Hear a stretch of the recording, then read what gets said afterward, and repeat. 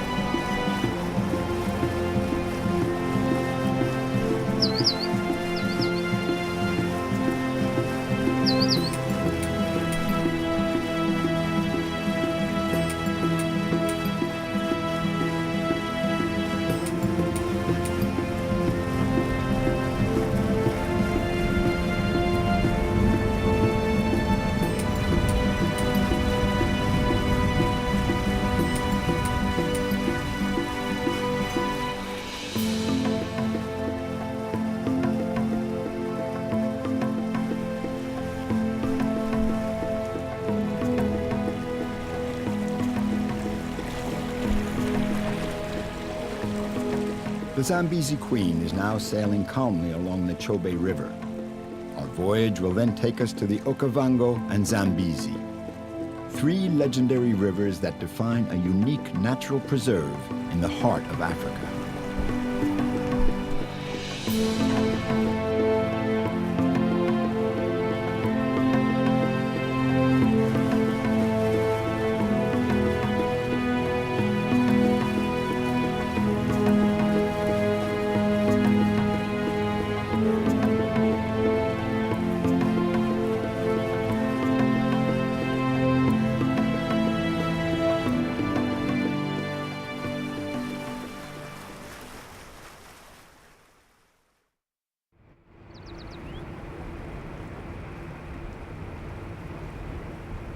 The Chobe River, which marks the border between Botswana to the south and Zambia to the north, belongs to the same river system as the Okavango and Zambeze rivers. All three take their source in the highlands of northern Angola and converge in the heart of southern Africa.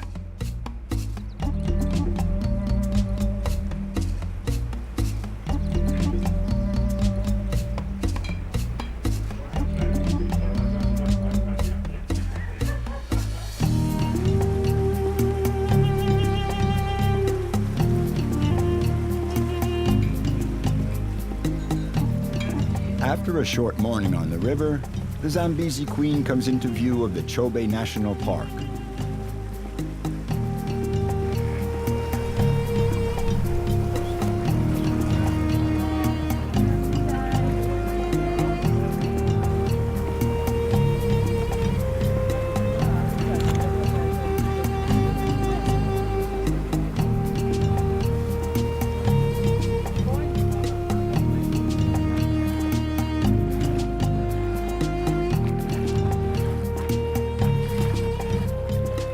The inhabitants of Botswana are descendants of the Tswanas, a Bantu ethnic group that came up from South Africa around the 12th century.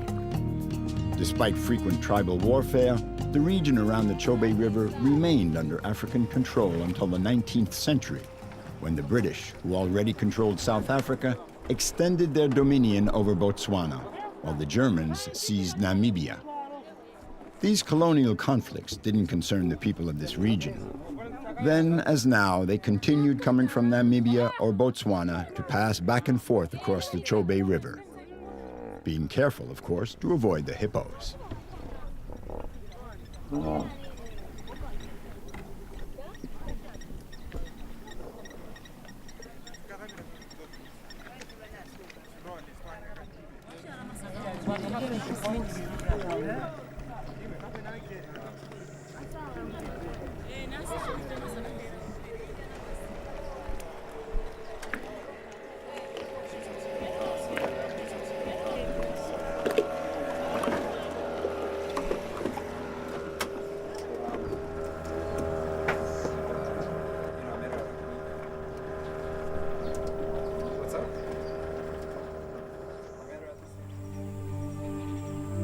From the plateau of the Chobe National Park, we can look down on the meanders of the river and the great Namibian plain beyond.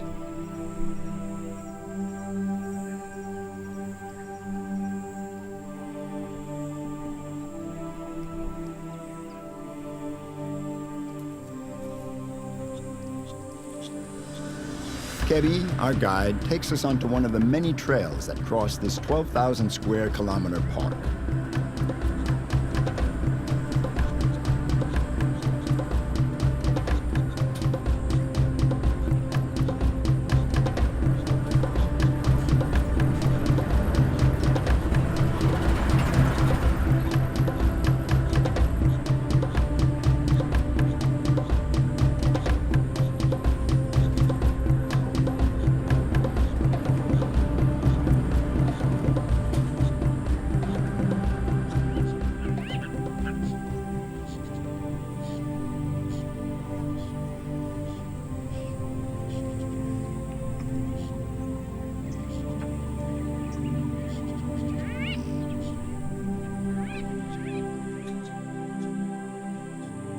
Kebi knows the habits of every species living in the park.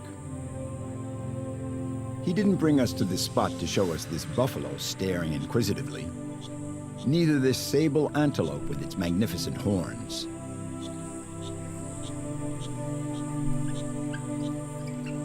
But a pack of African wild dogs. These canines with their scrawny shape are fearsome hunters.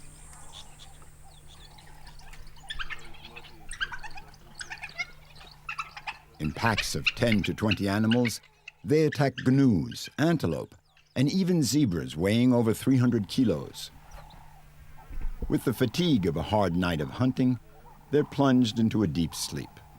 Not even a squeaking family of banded mongoose seem to disturb them.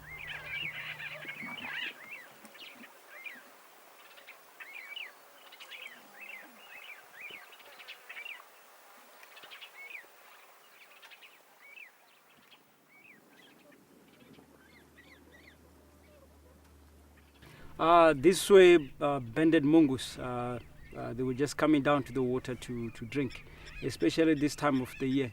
It's very hot.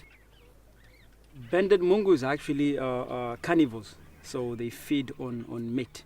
So they will take insects like scorpions. They will even take frogs if they could find them, and they mainly feed on dung beetles, of which are grubs. They like the ones that you find right in the middle of the bowl of the dung. So they will actually break it open and then eat the grub inside. So like this time of the year, there are no dung beetles because there's no rain. So as soon as it starts raining, there will be a lot of dung beetles here.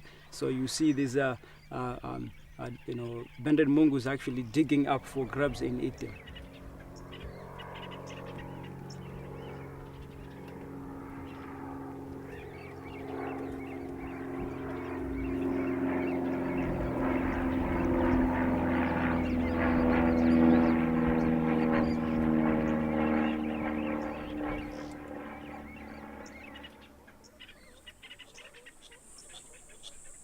The park is home to a great number of animals.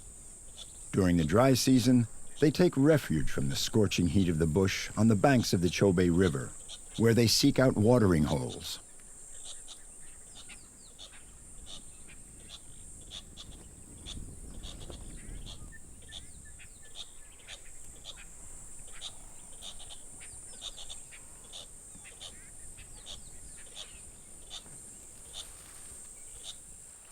The 40,000 elephants of Chobe Park are the most diligent in carrying out this daily migration.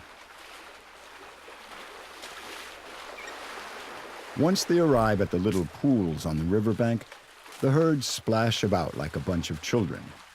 Then they settle down for a delightful mud bath.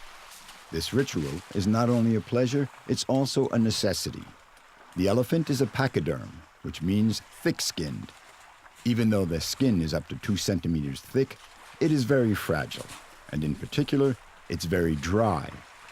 The absence of hair means no oily sebaceous secretions, so elephants need to protect their skin by covering it with water, sand, or mud.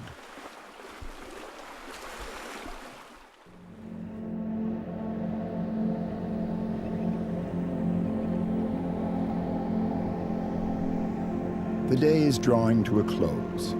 Still in the company of Kebi, we head for the large island anchored in the middle of the Chobe River.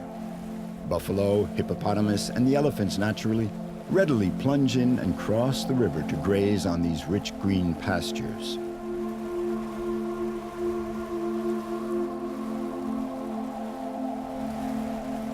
Elephants are actually very selective feeders.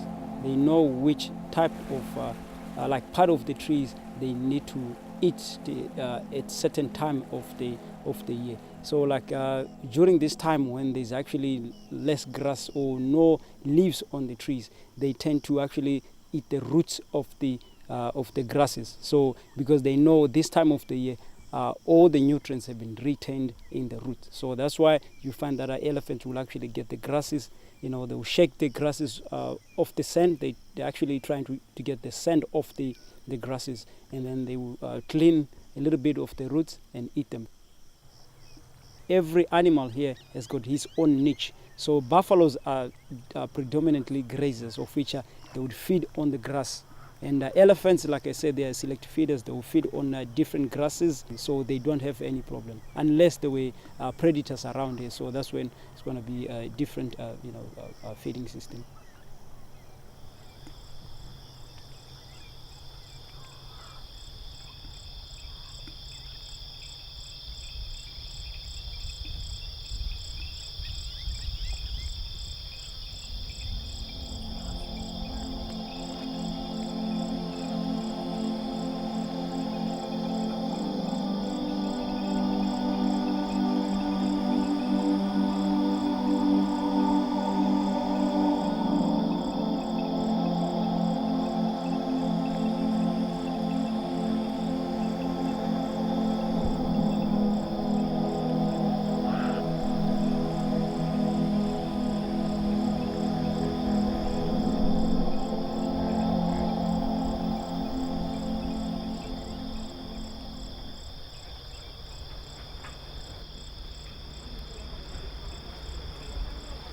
So ends our first day in Botswana. The Zambeze Queen has gotten underway again. On the upper deck, we stand transfixed by the stunning spectacle passing before our eyes.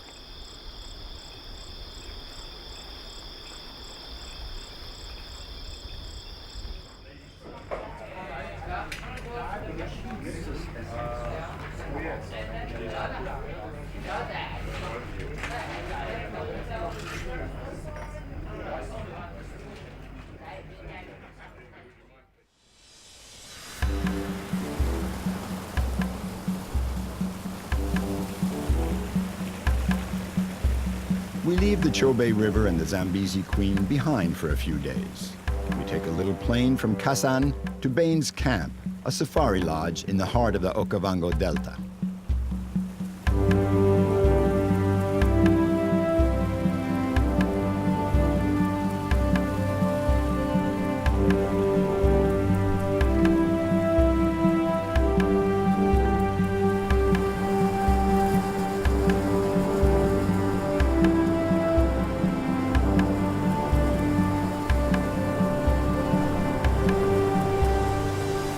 Here, Martin, our new guide, is going to take us to discover one of the most amazing spots on the planet. How the ducks actually got its water mainly from Angola, coming from Angola in the highland of Angola. The rain that Angola receives, it comes down all the way down into the southern part of Botswana. But it has to get through Namibia into the panhandle, and we actually on the tributary of the Okavango Delta.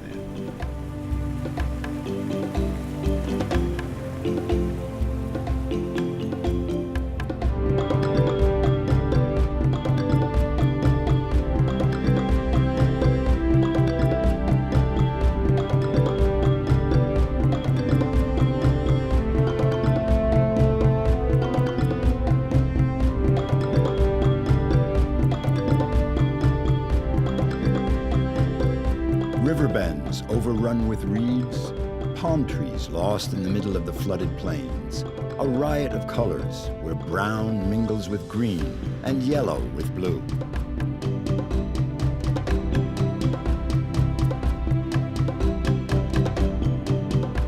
A miraculous river, the Okavango. It's also an ephemeral river, for it evaporates before even reaching the sea.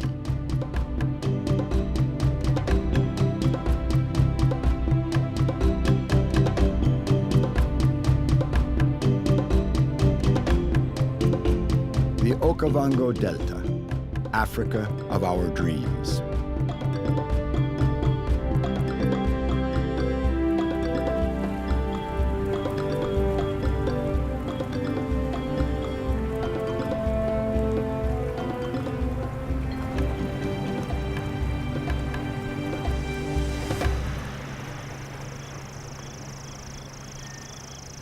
Really, you can't even tell how much it reduced down. It depends on the amount of flood that we actually have. But like this year, the water that we received was much bigger than any other flood for the last 10-15 years ago, and therefore the dart itself grows much bigger. It covers different places where there was no water for the last 10-15 years. That's one reason we say the dart is very, very dynamic, because it changes again and again.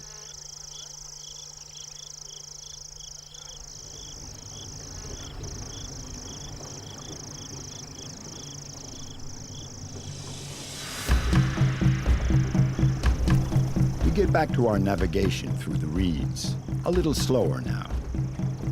Coming around a bend, we meet up with a lone bull elephant.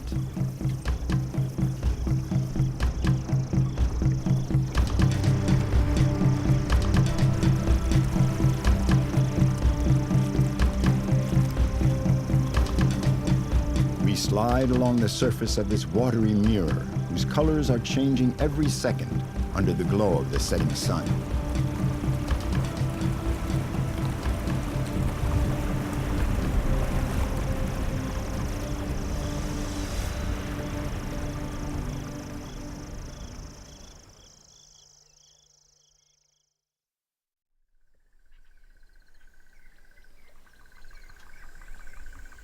Here at Baines Camp, we follow the advice of the managers Jackie and Justin and spend the night on the deck of our bungalow.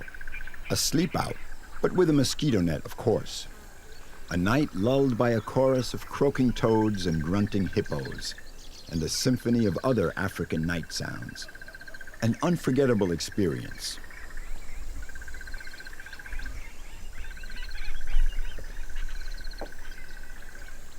Following Justin and Jackie's example, we embark on a mokoro, the traditional dugout of the Delta. Nowadays, they're made of resin, whereas they used to be carved out of natural wood. But not just any wood. There's some others, there's some special trees which are commonly used to make makoro, like Kingelia africana, which is a sausage tree. We do have got some other trees like marula tree. We do have some other trees like jackalberry, which is known as an African ebony.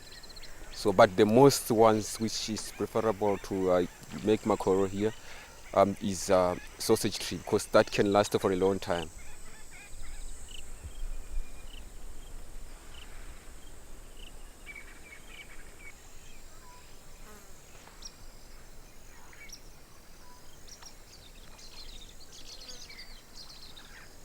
Commonly, it was found here by the tribe called the Baye tribe, and right in the middle of the delta, because these people, there was no way how they can transport their goods, even to travel from one spot to another, because they were living by, they were farmers, and also they were, sort of growing crops and doing hunting as well. Before that, they were using some other things like what we can maybe mention it as in floaty islands, the ones which have been prepared. They will just prepare it from papyrus, and also with some other sort of vegetations like common reed. So they make it a sort of a big bundle of it and float with it, because it's light anyway, especially papyrus is light. That was the first transport which was used before this one.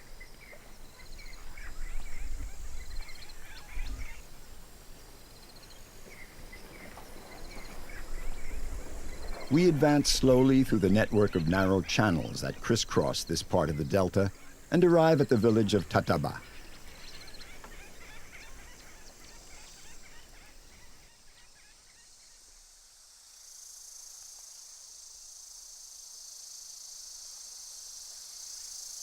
Fishing, farming, arts and crafts, The traditional activities are not enough to lift the village out of poverty.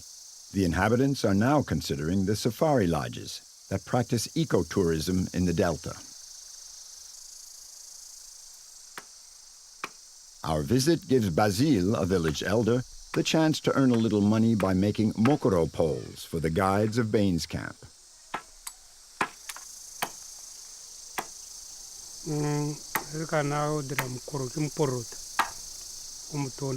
To make the mokoro poles, I use the branches of the sausage tree. The poles should measure between 2.5 and 3 meters. The little fork at the end of the pole helps you pull it out of spots where there's mud or a lot of grass and weeds. I built this mokoro myself. It depends on the length, but to build a mokoro like mine takes about 2 months. Once it's built, you take it down to the river and leave it submerged in the water for about 2 weeks. Then you take it out, and only then do you complete the construction. You take care of the finishing touches.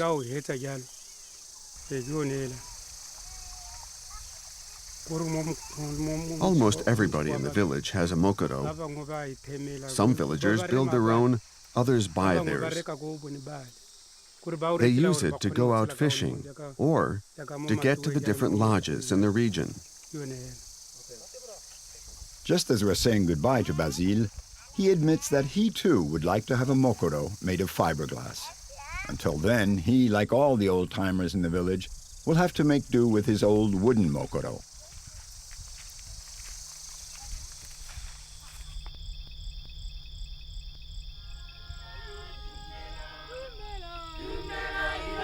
Our last night at the lodge, they bid us farewell with the traditional songs of Botswana.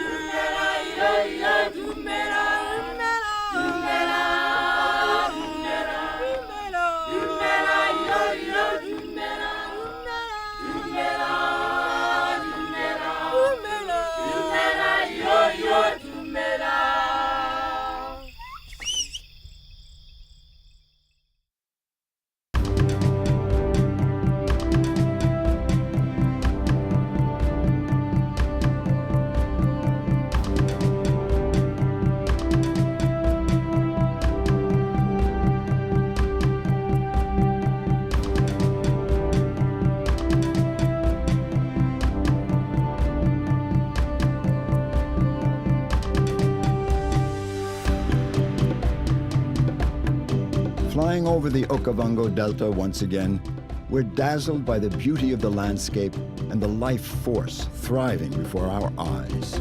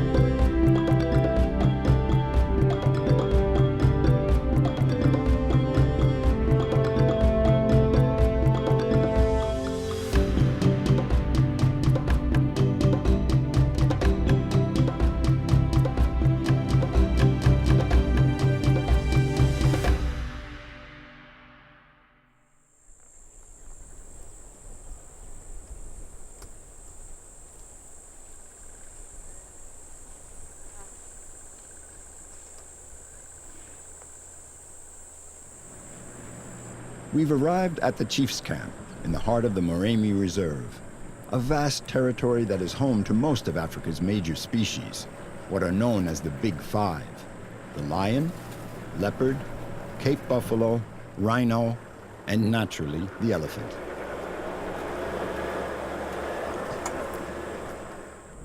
With animals like elephants, when they see us like one big unit.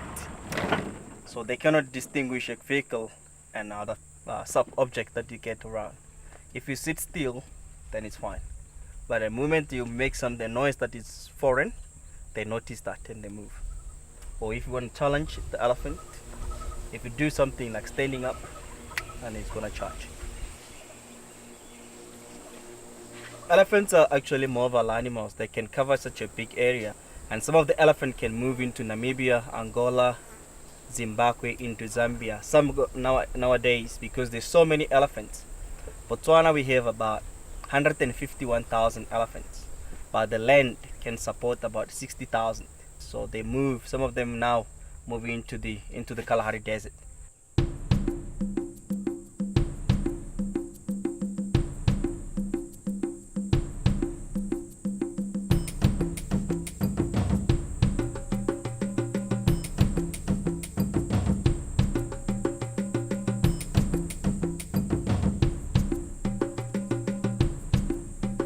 The park guides are all in constant radio contact, for safety's sake, but also to signal the whereabouts of certain animals. Thanks to one of these calls, we got the chance to see a second big fiver. Leopards are solitary animals. They live singly, where you find mother, a female by herself, and males in one big territory. And the only time that you find a male and a female coming together, it's when the female is on oestrus. And this mother has to take care of these cubs until when they're about 18 months old. And this cub that we're looking at now, it's about plus minus 10 months. The mother, sometimes you see both this cub and the mother coming together. But she was separated from the mother about 2 months ago.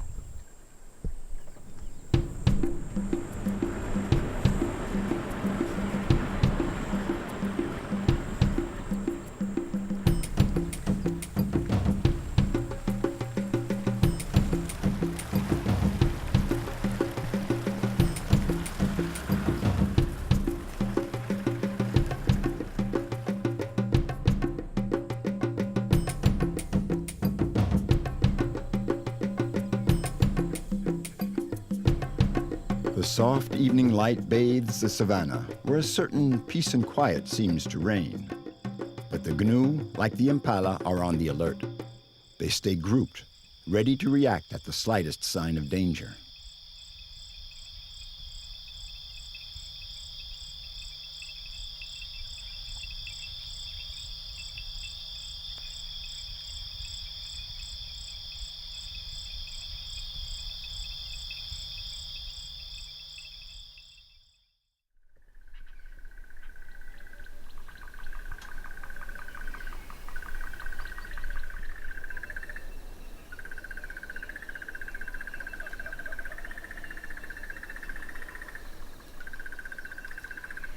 Day breaks over Chief's Camp.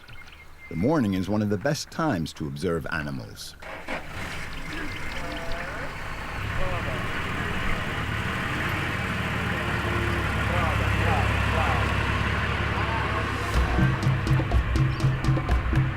We set out with Kenosi in search of other Big Five animals.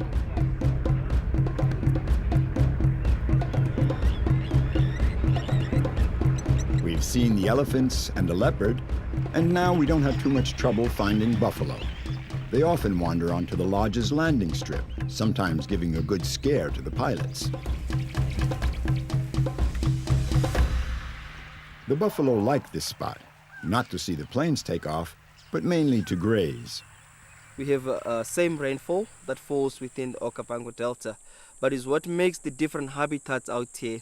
It's mostly that in some areas we find the sand ridges, and if you go towards the rivers, you find a lot of clay that is drawn there. Clay and sand actually can determine what kind of plants we can find, and you find animals who tend to go to areas where they find what kind of food they want. Like out here, elephants actually they can move in any kind of the area, and also in the open plains you find animals like wildebeests and tessabe. And also zebras, you find them mostly on those kind of environments. And on thickets, out here you find animals like kudu, giraffe, and impala live in open areas like these called the ecotones. Ecotone is an area between like a thicket area and an open area. But predators like lions, they can move into different habitats following the food, which will be the herbivores. And there's interaction between animals. Nothing goes into waste. You find even the hyenas into the area. The lions will kill, but the leftovers that is left by lions, hyenas will eat. And leopard will kill, then you find the vultures coming in and to eat onto what the leopard has left over. It's all about the interaction and all making one home to function.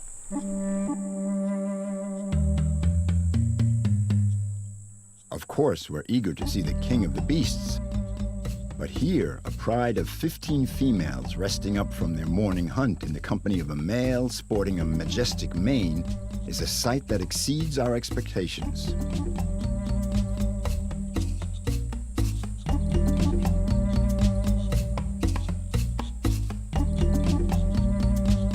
We're not as lucky with the rhinos. In 1970, there were still 70,000 black rhinoceros in Africa. Hunted down for the supposed aphrodisiac powers of its horn, their population is now estimated at 4,000, with no more than 40 in Botswana.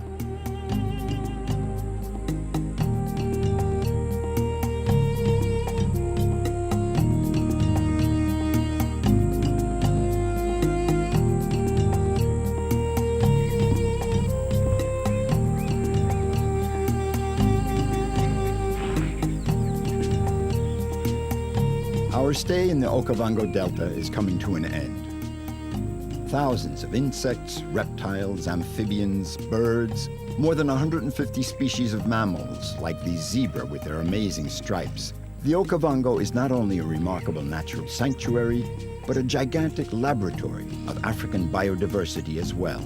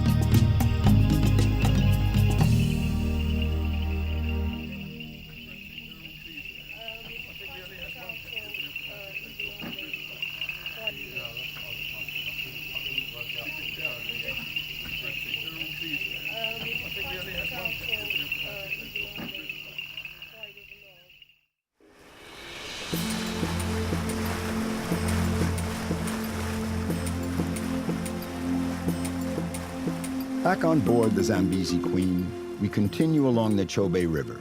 Now we're heading west, toward Namibia.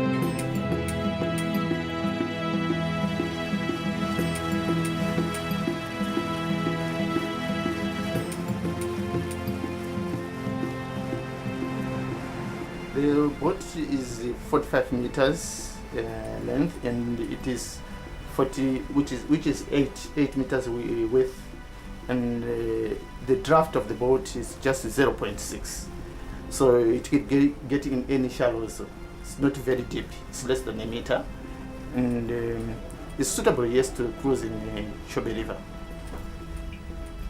Yeah, most thing you have to watch is the shallows. The other places were very shallow, but it's not much dangerous because all on the bank of the rivers it's all sandy, and you go sometimes grind in the sand. There are no rocks, what I mean, and always the wind is another thing. So wind comes very strong, and what you have to do, you have to make sure that you are putting more power and try to lean where the wind is coming.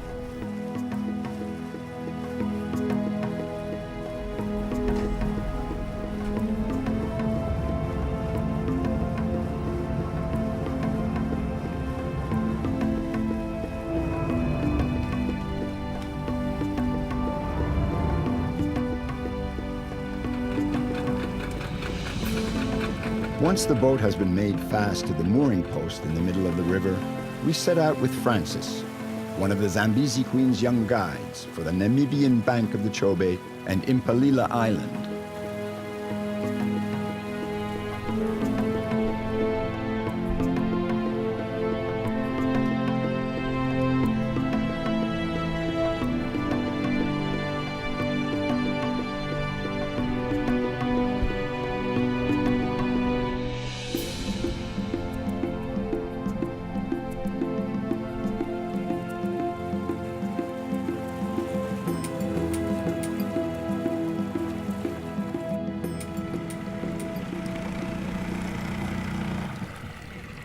Small boats shuttle people back and forth across the river between Botswana and Namibia. Very few visitors venture this far from the Chobe National Park, where all the tourist facilities of the region are concentrated.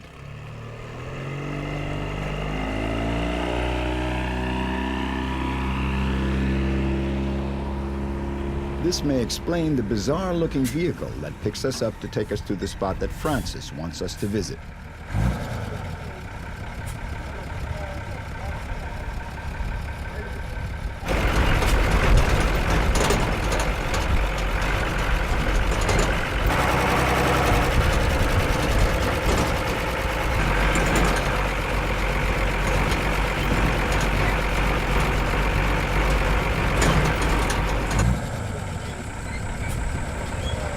After several bumpy kilometers, the driver drops us off in the middle of the bush, which means in the middle of nowhere.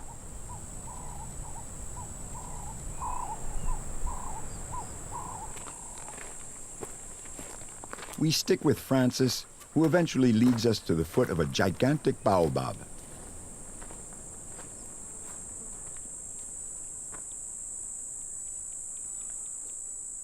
The baobab tree is quite important for the country because it's helped a good law of providing young children, babies. Once the children been born, one of the family can come and take the leaves or the buds of the tree and put in a small dish so that that young baby can grow healthy and grow big. It's play a quite vital role for the local people who lives in the country.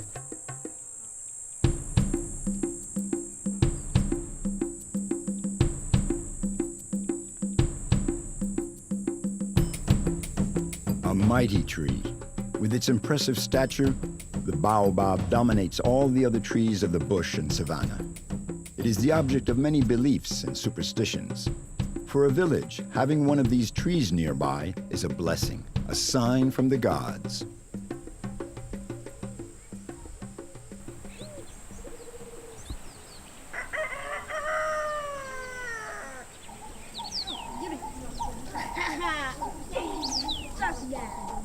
So it's at the foot of this tree that the villagers of Kasenu gather when they have to make a decision, which is the case today. Tony, the owner of the Zambeze Queen, would like to add a visit to the village to the regular program of his cruises. A long discussion takes place with all the villagers attending. Each person has their say. The proposition appeals to them, so now it's just a question of time and money.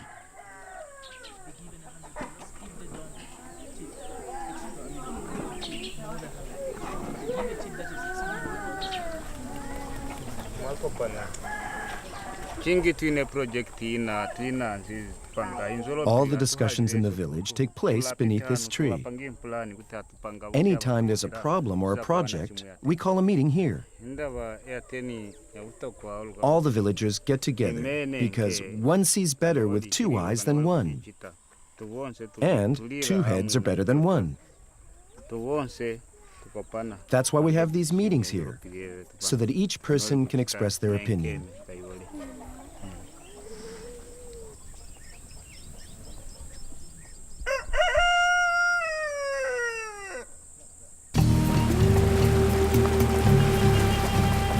We leave the village of Kasenu and head back to the Zambeze Queen.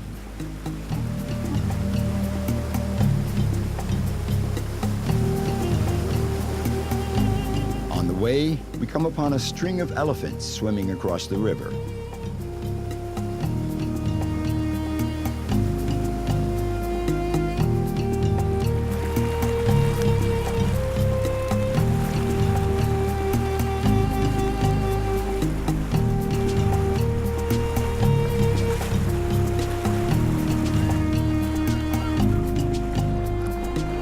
Once they're closer to the bank, they finish the crossing on foot.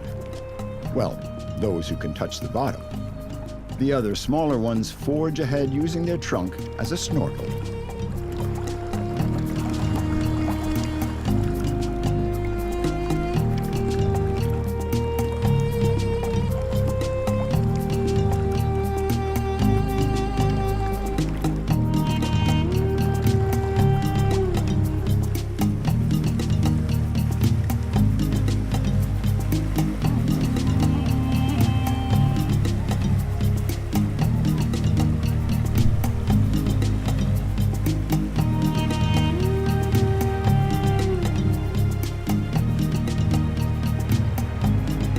Back on board, we enjoy these last moments on the river in the light of the setting sun.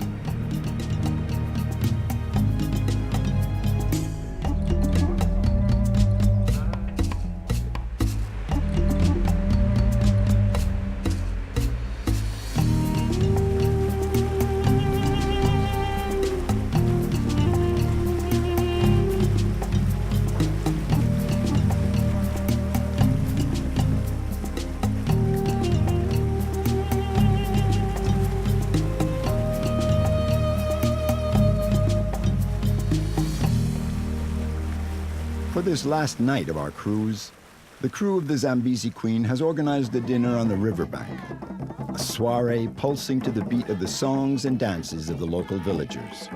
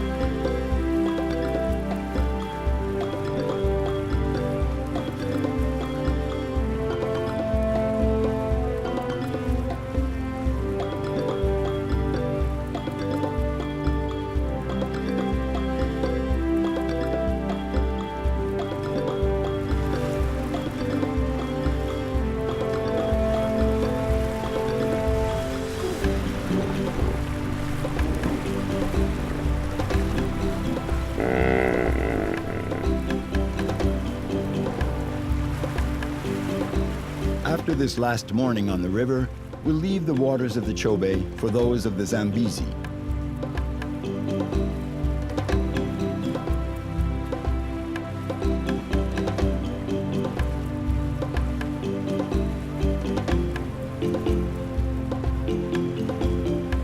We continue our voyage by car for a short stretch.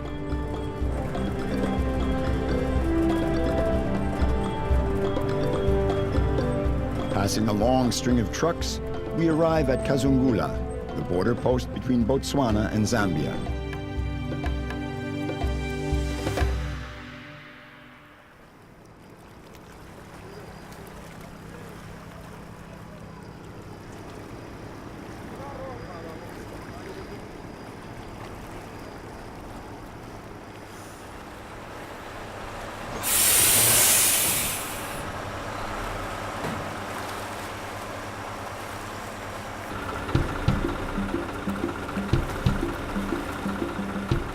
board a pontoon ferry to cross the Zambeze, which is more than 400 meters wide here.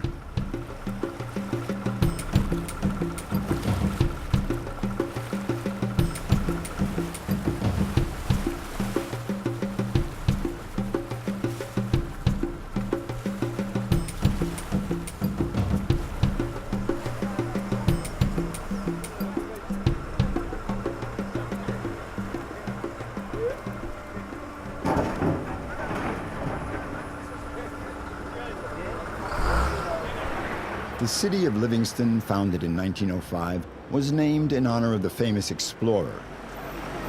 In 1911, it became the capital of northern Rhodesia, Zambia's name in colonial times.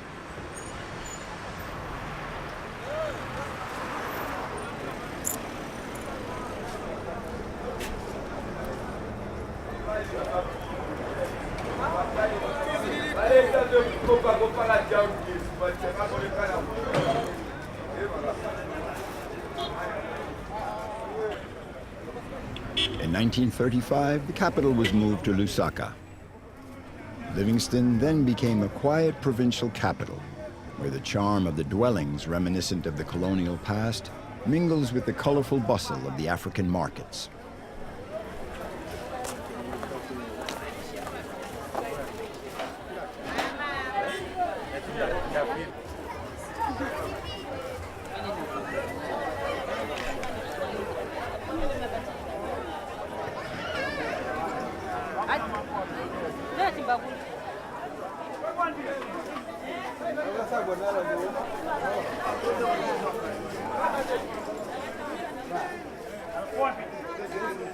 The boom in tourism brought to light the incredible natural riches around Livingstone, starting with the majestic Zambeze.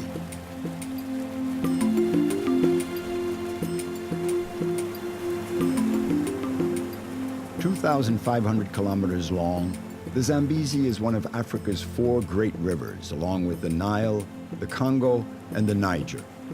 Its width and might are the source of many legends and traditions that are still in practice by the river-dwelling tribes.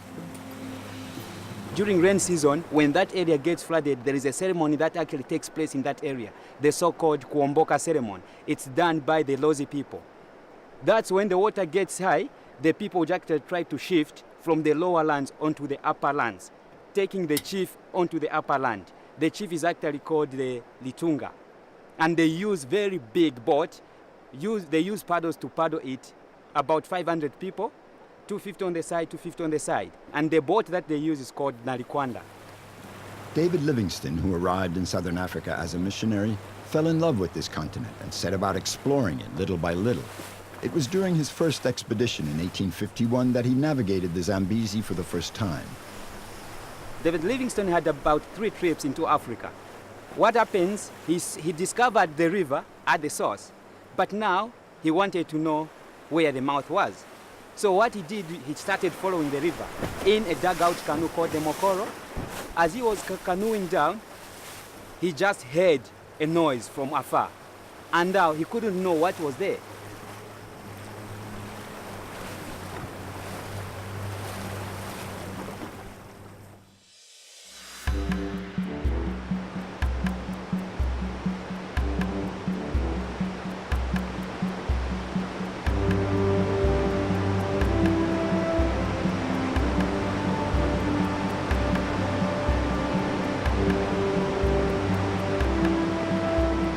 (1,700 meters long, 108 meters high), David Livingstone gradually made his way up to the foot of Owatunya, the smoke that thunders.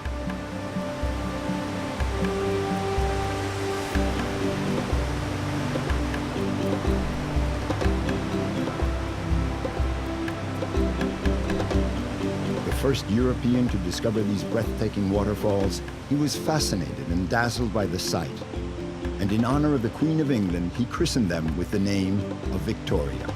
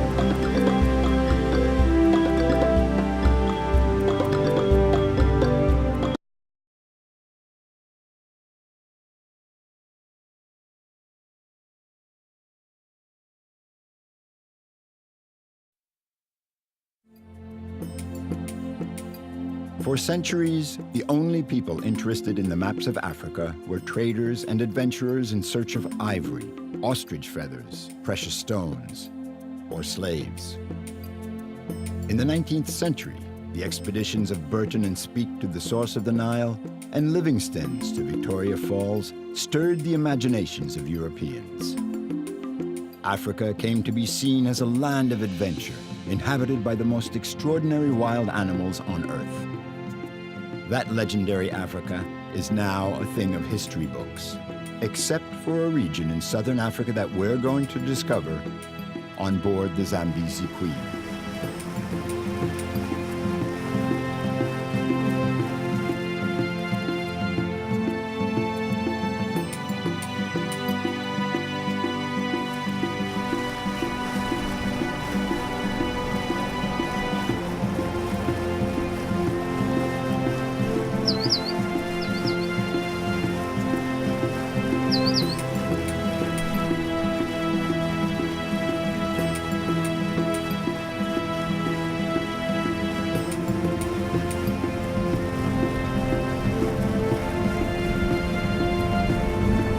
Across the Chobe River, being careful, of course, to avoid the hippos.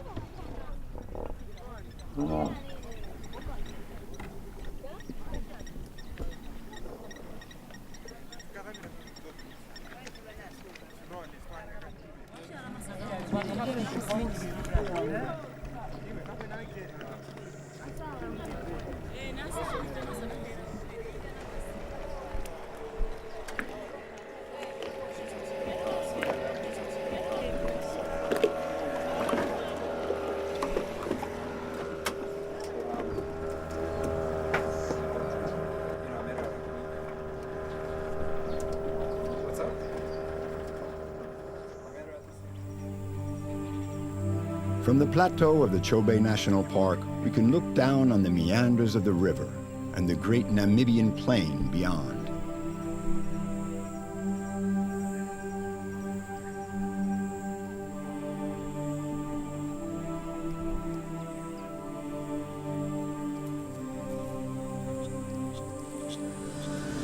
Kebi, our guide, takes us onto one of the many trails that cross this 12,000 square kilometer park.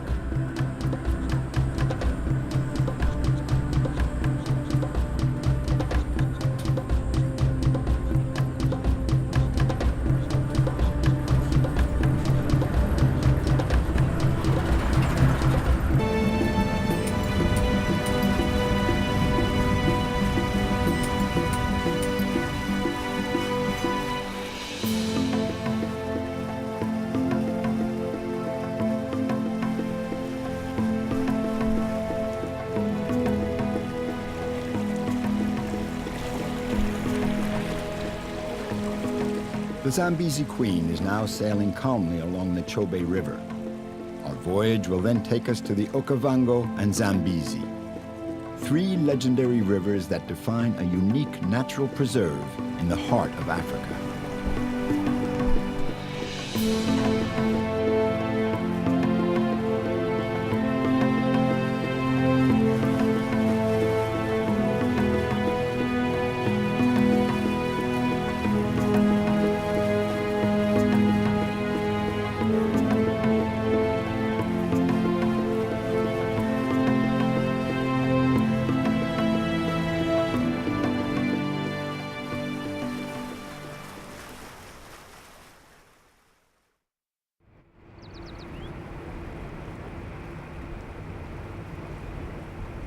The Chobe River, which marks the border between Botswana to the south and Zambia to the north, belongs to the same river system as the Okavango and Zambeze rivers. All three take their source in the highlands of northern Angola and converge in the heart of southern Africa.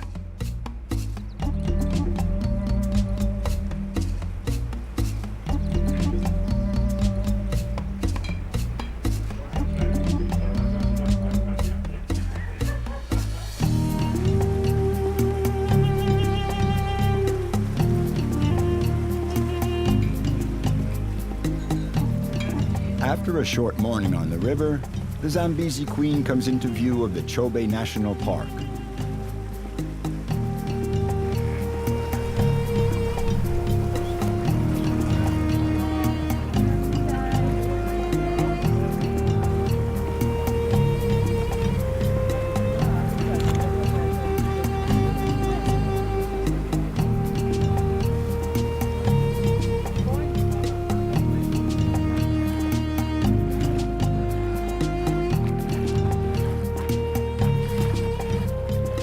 The inhabitants of Botswana are descendants of the Tswanas, a Bantu ethnic group that came up from South Africa around the 12th century. Despite frequent tribal warfare, the region around the Chobe River remained under African control until the 19th century, when the British, who already controlled South Africa, extended their dominion over Botswana, while the Germans seized Namibia. These colonial conflicts didn't concern the people of this region. Then, as now, they continued coming from Namibia or Botswana to pass back and forth.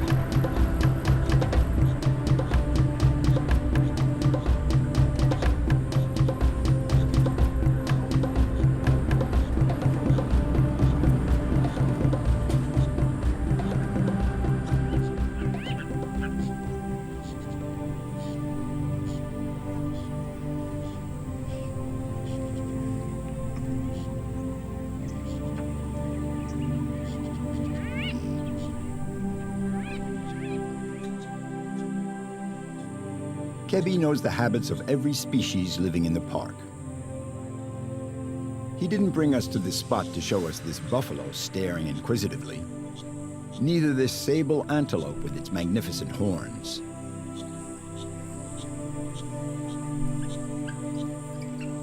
But a pack of African wild dogs. These canines with their scrawny shape are fearsome hunters.